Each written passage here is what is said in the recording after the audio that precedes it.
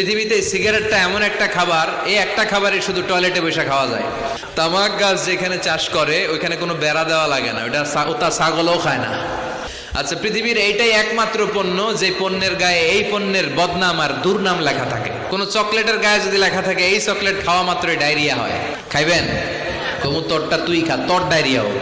কিন্তু সিগারেটের মধ্যে বদনাম লেখা থাকা সত্ত্বেও মানুষ ধোয়া করে খায়, আর জর্দার মধ্যে এটা আস্তা খায়। ওমরে ফারুক মদ খেতেন, মদ খাওয়ার রাজা ছিলেন উনি। সাইয়েদনা আলী রাদিয়াল্লাহু তাআলা আনহু মদ খেতেন, সব সাহাবারা মদ খেতেন, কারণ তখন এটা জায়েজ ছিল, নিষেধাজ্ঞা আসে নাই।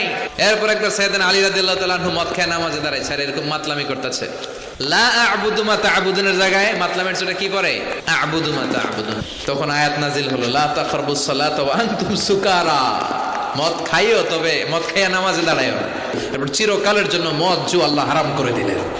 আল্লাহ একবারে হারাম করলে ভয়ঙ্কর অবস্থা হতো, আল্লাহ ধীরে ধীরে হারাম করলেন। তো যারা এই